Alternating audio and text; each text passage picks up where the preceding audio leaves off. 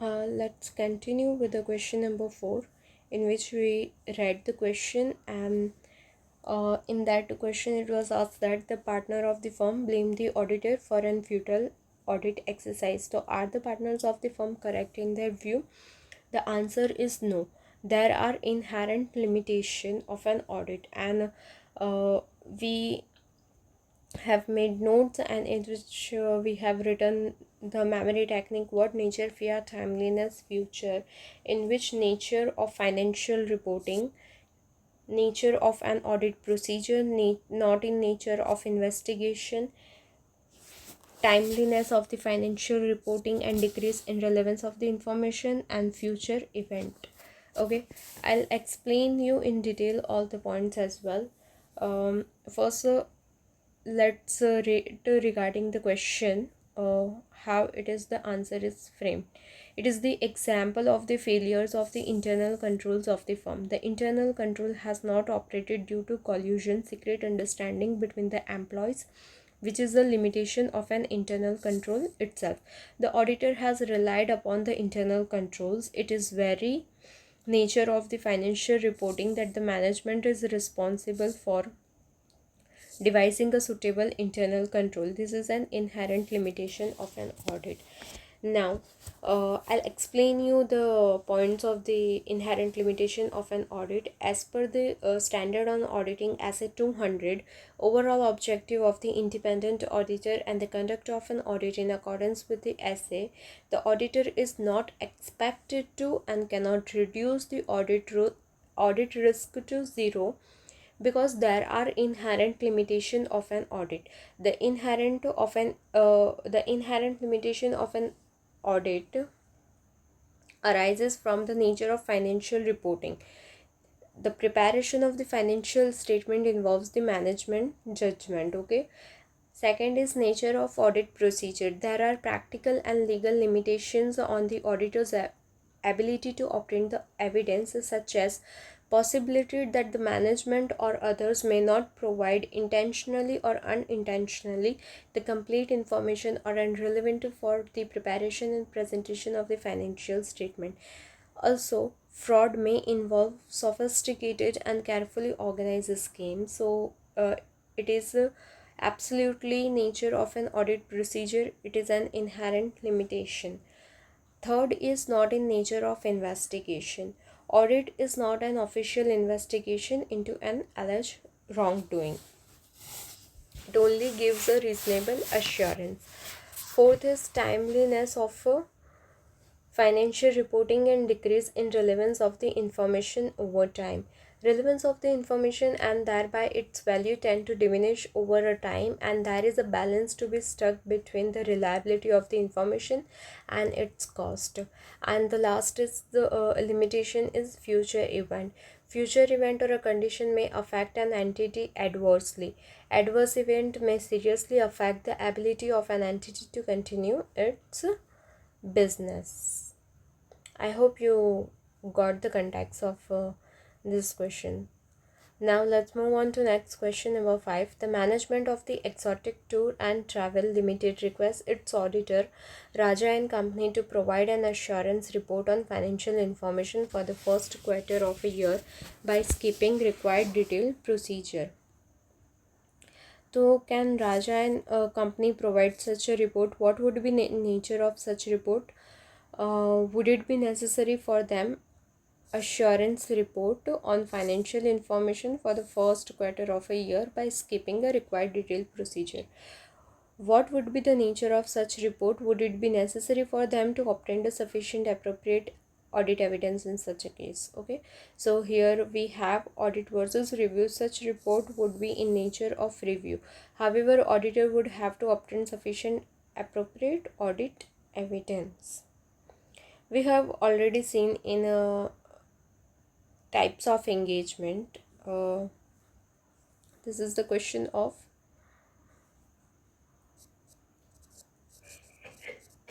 types of engagement in which standard on review engagement SRE will be applicable, and you can go through the notes or a module or whatever notes you have for detailed understanding. Let's move on to question number 6. CAP Babu is conducting an audit of the financial statement of Quick by Private Limited. He was not able to obtain an external confirmation from certain data due to practical difficulties and peculiar circumstances. However, such procedure is mandated under one of the standard on auditing. Unable to obtain an external confirmation from this data, he relied upon the sale details to these parties, e-invoice, e-way bill, and also the trace the payment from these parties in bank account of the company. He was reasonably satisfied with the audit evidence obtained. Is there any other reporting duty cast upon him relating to not following a mandated procedure in one auditing standard? So the departure answer is as follow: departure from the standard auditing practices. He is required to document how alternative procedure perform achieve the purpose of required procedure. Reason for departure has to be documented unless it is clear. His report should draw attention to such departure. You can say the risk assessment procedure which was conducted or further audit procedure which was needed. You have to give a brief about it. Now let's move on to question number 7. Choosing of appropriate accounting policies in relation to accounting issue is a responsibility of management. Do you agree? Discuss the duty of the auditor if any relation to accounting policy. Again the same question, objective and scope of audit. Choosing of appropriate accounting policy is the responsibility of the management. The role of auditor lies in evaluating selection and consistent application of accounting policies by the management. The next question is, assurance engagement are not restricted to audit of the financial statement alone. Discuss. Assurance see, we have already seen the types of engagement in which assurance engagement has a review engagement or for a projected financial statement, non-historical financial statement. There are so many alternatives. So the answer goes as meaning of assurance engagement we have to explain, and then followed by the examples of standard on engagement, standard on review engagement, and standard on assurance engagement, standard on audit, sorry. Now question number 9. An assurance engagement involve a three-party relationship. Discuss the meaning of the three-party relationship in such an engagement. We have seen the this thing in elements of the assurance engagement, 5 engagement. Okay, 5 elements of the assurance engagement. A chartered accountant is specifically asked to, if you want I can recall you 5 elements of the assurance engagement. The first is three-party relationship: practitioner, responsible party, and intended user. Second is an appropriate subject matter information to be examined. Third is a suitable criteria, essay, standard on auditing, standard on review engagement, standard on assurance engagement, law and regulation. And the fourth is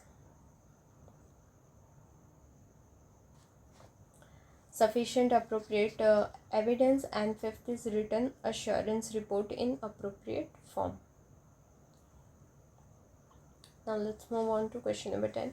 A chartered accountant is specifically asked to check the accounts whether fraud exists. State whether the reason this is an example of unreasonable assurance engagement. No, they are asking to do an investigation, and it is not in nature of audit. So we have to explain the meaning of the reasonable assurance engagement, and then again we have to explain that this is an investigation and not a reasonable assurance engagement. Also we have to mention that scope of audit under scope of audit does not include uh, investigation. Now question number 11. An audit does not provide an absolute assurance. True. Discuss how the nature of audit procedure itself is one of the reasons due to which audit cannot provide an absolute assurance. It provides a reasonable assurance, right? And audit procedure.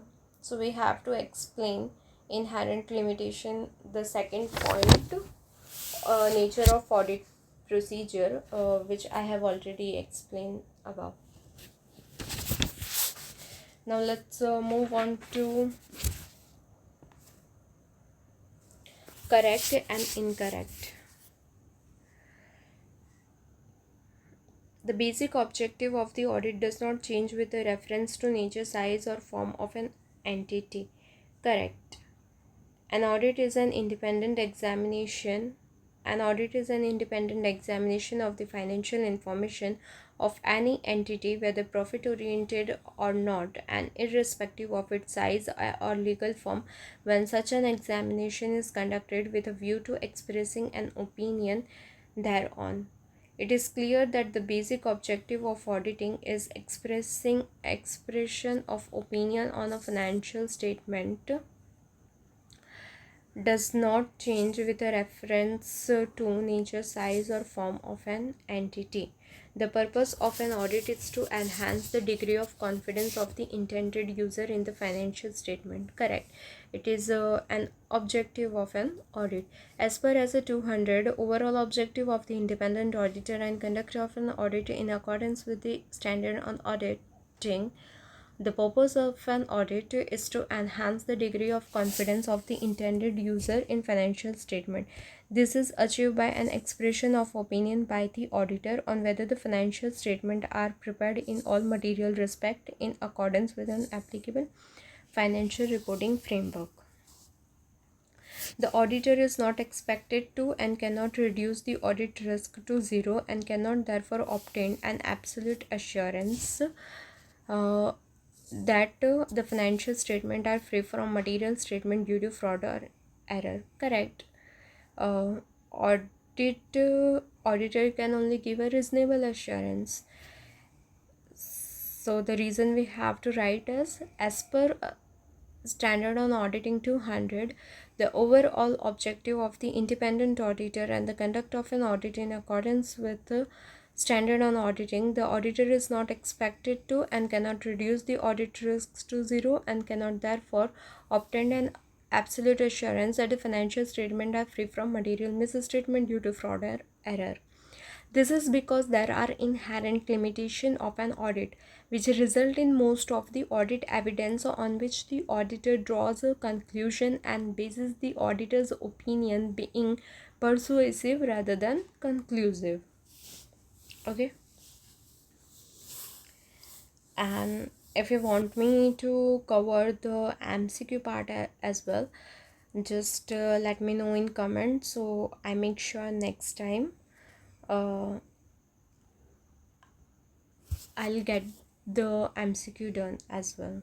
Okay, thank you.